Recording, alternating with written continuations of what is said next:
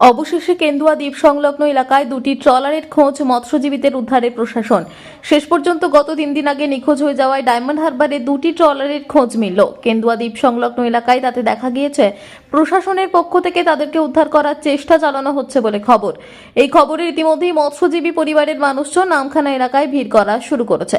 Kakdwip fisherman welfare অ্যাসোসিয়েশনের সম্পাদক বিজন মাইতি জানিয়েছেন, প্রথম থেকে 3টি ট্রলার নিখোঁজের কথা জানা গিয়েছিল।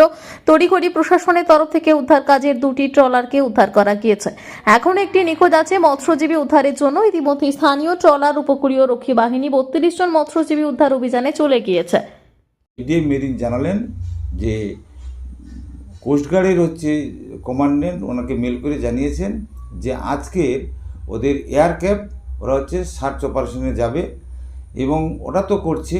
আর আমাদের যে আজকে দেখছি সকাল থেকে ওয়েদারটা একটু নর্মাল ভালো আছে, তো আমাদের অলরেডি 4-5খানা ট্রলার ওই সার্চ অপারেশনের জন্য অলরেডি বেরিয়ে গেছে। এই 3টে ছাড়াও আরো কিছু তো আসতে, হ্যাঁ, আমাদের কাছে লোক পরপরমে আমাদের কাছে যে খবরগুলো আছে আরও প্রায় 4টে ট্রলার নাকি ওরা কিন্তু মিসিং আছে।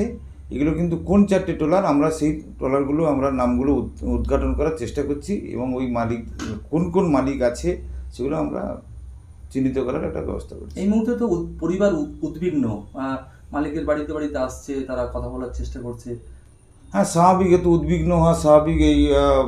এই বছর এরকম ধরনের ঘটনা ঘটেনি, এই প্রথম হলো।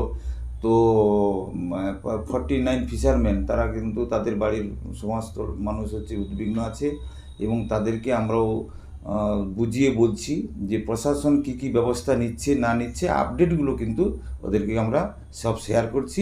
আজকে নতুন করে উদ্ধার কাজে নামা হচ্ছে। হ্যাঁ, আবার নতুন করে উদ্ধার কাজে নামা হচ্ছে। আমাদের আশা যে যদি ওয়েদার একটু ভালো থাকে তাহলে ওই ট্রলারগুলোকে এবং ফিশারম্যানদেরকে আমরা ফিরিয়ে আনতে পারবো।